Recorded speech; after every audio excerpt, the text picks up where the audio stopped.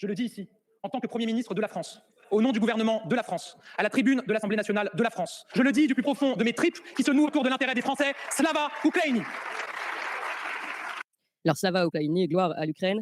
Gabriel Attal, donc c'était à la conclusion de son discours à l'Assemblée de mardi dernier, vous savez, où il y a eu ce fameux vote dont on a déjà beaucoup parlé ici, sur l'adhésion à l'accord militaire de soutien à l'Ukraine, une aide qui n'est pas seulement une aide, donc un soutien militaire classique, puisqu'il contient aussi l'idée d'étendre l'OTAN à l'Ukraine et d'avoir donc des relations et une entraide bilatérale entre les deux pays, ce qui nous entraînerait légèrement dans un cas de co-belligérance. Voilà ce qui se passe et voilà ce qui a été voté au Parlement de façon majoritaire et qui a été salué et conclu par ce beau discours de Gabriel Attal. Alors, Régis de Castelnau, je vous donne la parole en premier sur ce sujet. On est au, pardon, on est au bout du simulacre, on est au bout du théâtre. Tout ça est grotesque, c'est une gesticulation et on a le petit nain politique qui vient nous dire avec des accents vive, vive la France quasiment et puis vive Slava Ukraina. Il oublie que c'est un slogan néo-nazi ukrainien qui a été celui des supplétifs de l'armée nazie dans la Shoah par balle, le massacre des Juifs oui. et des Polonais à l'époque. Bon, pas d'état d'âme, mais je pense qu'il ne le sait même pas. Oui, Il est alors, totalement ignorant. alors j'ai entendu ça en effet, mais il est vrai que si on prend mot à mot, pour le coup, moi je parle russe et là c'est la même chose en ukrainien et russe, c'est aussi gloire à l'Ukraine. Donc est-ce qu'on peut dire que ce terme est. Mais bon, c'est vrai que c'est peut-être pas très malin. Oui, mais si vous voulez, on évite d'utiliser le slogan travail, famille, patrie. Chez nous, l'OTAN a rappelé qui était le patron en disant mais attendez, vous pouvez rien faire sans l'OTAN, vous êtes dans l'OTAN. Et donc l'OTAN, c'est pas vous qui commandez, il l'a pas dit sous ces formes-là. Donc il faut arrêter les gesticulations. Il n'a pas dit d'arrêter les gesticulations parce qu'il est poli, mais il a dit bon, il faudrait peut-être être sérieux. Tout ça est ridicule, c'est du macronisme chimiquement pur. C'est une opération de politique intérieure, c'est une opération du narcisse de l'Élysée qui veut se présenter comme un chef de guerre.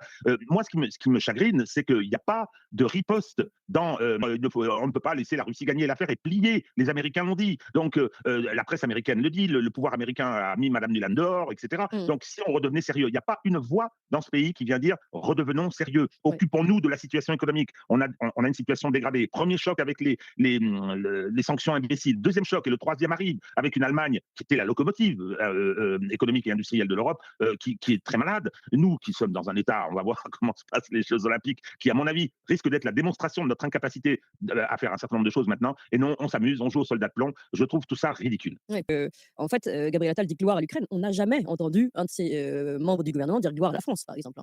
D'ailleurs, Non. c'est toujours l'Europe et encore gloire. Je pense que pour eux, gloire, c'est un mot trop patriote, donc ils ne l'utiliseraient pas. Donc intéressant qu'ils puissent le faire pour l'Ukraine, mais pas pour notre propre pays, ce qui est regrettable. Alexandre Langlois.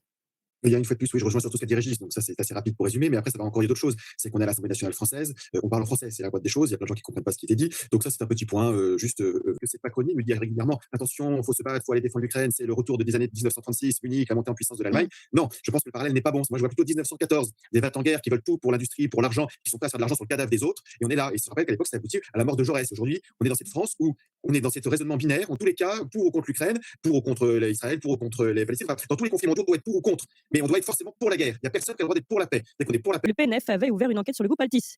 Donc Altis, c'est le groupe BFM, et puis c'est un très très gros groupe aussi de télécommunications.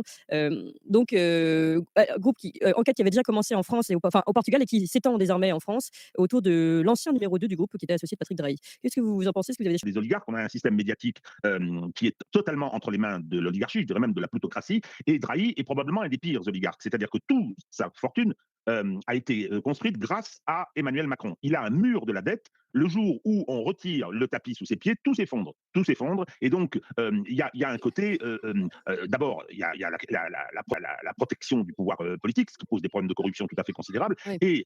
Et ensuite, il y a les pratiques de ce personnage. Les pratiques de ce personnage, si vous voulez, ce sont de fausses fortunes. En 2018, au moment de la crise des Gilets jaunes, le chef des armées, qui est le président, avait donné des ordres ou directives pour que l'armée soit interposée entre, d'une part, les Gilets jaunes et d'autre part, le Palais Bourbon à l'Élysée. Avec, c'est ça qui est important, éventuellement la possibilité de tirer sur les manifestants. Eh bien là, il a été fait savoir au président, sous une forme que j'imagine un peu diplomatique quand même, que l'armée ne tirait pas. Ce qui veut dire qu'il y a des lignes rouges. Voilà, donc ça c'est la première révélation faite par le général Coustou. Donc l'armée a été interposée entre les Gilets jaunes et l'Élysée avec ordre de tirer sur les manifestants. Dixit le général Coustou, je ne fais que reporter des paroles. Et la deuxième révélation qu'il fait dans la foulée dans le média Nexus, écoutez. Parce que je me suis exprimé sur une radio nationale, en l'occurrence Sud Radio, avec M. Berkoff. Et chez nous aussi. Oui.